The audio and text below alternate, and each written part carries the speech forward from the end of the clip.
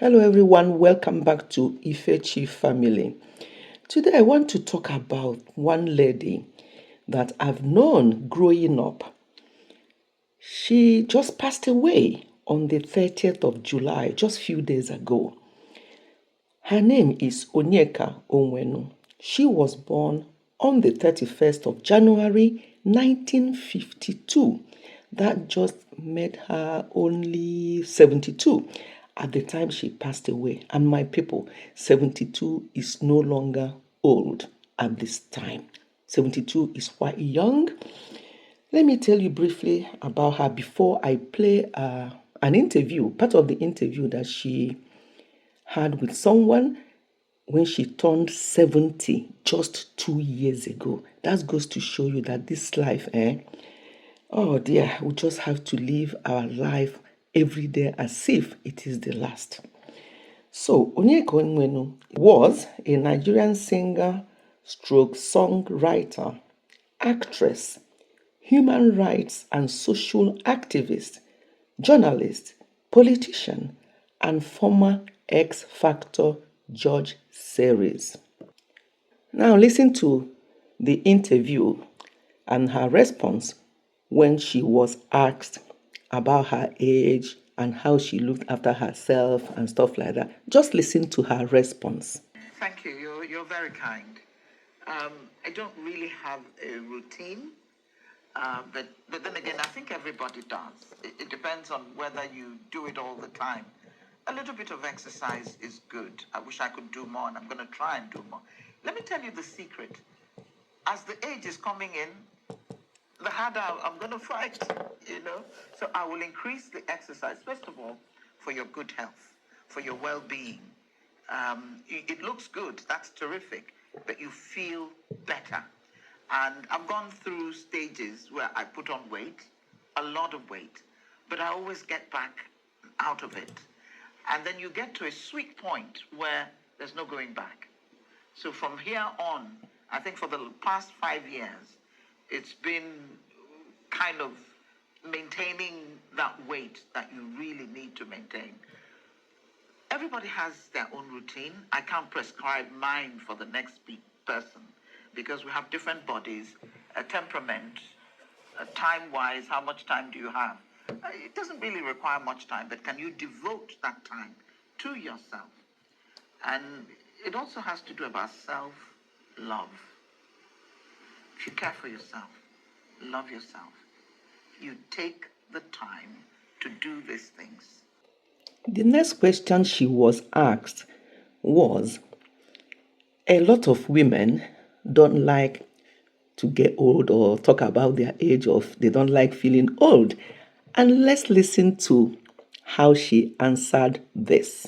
I started saying 70 before I got to 70 because it's such a landmark age.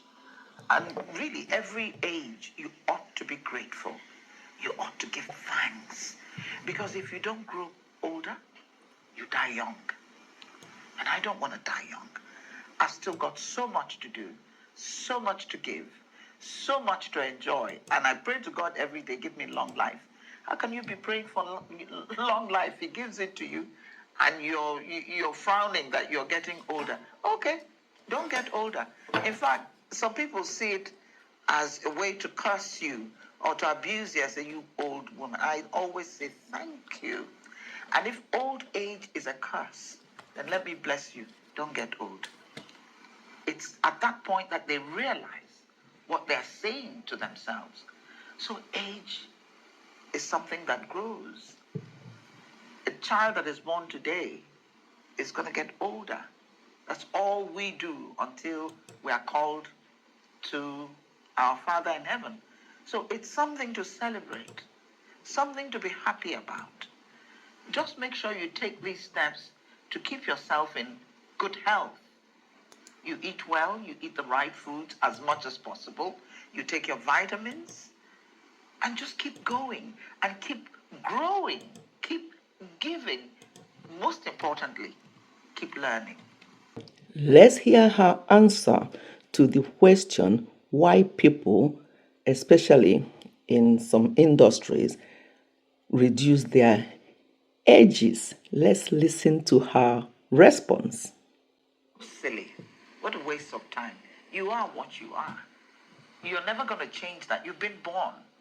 So you can keep pulling it back and lying. It's going to catch up with you at some point. I learned that from my mother. Was so proud of her age that she would tell you how old she is and how proud she is to be that age. And I learned that quickly, that it is a blessing. Acknowledging your age is thanking God for giving you that life that you have. When you hide it, when you're crying about it, what are you trying to say? It's the same thing I spoke about earlier. If you don't look forward to getting older, then you're going to go at a young age. When she was asked about her marriage and her family or something like that, let's listen to how she answered that question. It was something that had to be done, and it gave me peace all those years. My family, we decided, I don't bring my children out. First of all, they're not interested in your celebrity. When people fuss around me, they look around and say, what, Mom, what are they fussing about? It's only our mom. I say, yeah, to you, you have seen me finish. But please let me enjoy. They're like that, and they don't use my name. They want you to get to know them for who they are, and they're proud of who they are, and I'm also proud of them. So I like that about them. So take it that life is a continuum, and at every given time, you are giving your best. And whatever comes your way, you take it. The marriage came. It was an incredible marriage. We were in love. And everyone who knew us, you see, people knew that I was married. Those who needed to know knew. I didn't need to announce it to the world. But those who needed to know or who were close to me, they knew. They also knew I had these two boys. Onyeka Onwenu was a single mother. She divorced from she was divorced at a certain age in her marriage. So when she was asked a question about why some women do not have the courage to leave a toxic marriage, here is her response. Before I went through this experience, I would know a relative or two who's going through. Why are you the? Why don't I don't understand. Unless it happens to you, you really don't understand the sacrifices that women make. It's about the love thing. It's about the children as well. That you want to preserve a home where there is the father and there's a unit. But if it's going to kill you, if it's going to take your life, get out fast. Run. Because your children, without you, will suffer more. And by the way, you don't need to be in an environment where there's emotional turmoil, emotional abuse, to the extent that the woman is constantly depressed. And there were years when I was constantly depressed, and my children noticed. And it was my first son, on my 50th birthday, was asked, it was 20 years ago, was asked, what would you wish for your mother? And he said something that struck me. He said, I just want her to be happy. And I thought, oh my God. So I didn't fool this guy. And I said to myself, I took the decision that day, I'm going to fight for my happiness, my fulfillment, my joy. Not waiting for my husband to love me and take care of me as he used to and should do. And should do. I'm not going to wait. I'm going to do it for myself. And there was a change. So don't wait to be killed. Don't wait. Don't kill yourself. Don't die. You got children. You have to be alive to take care of them. And depression is not a good thing. When she was asked this question, does marriage define a woman?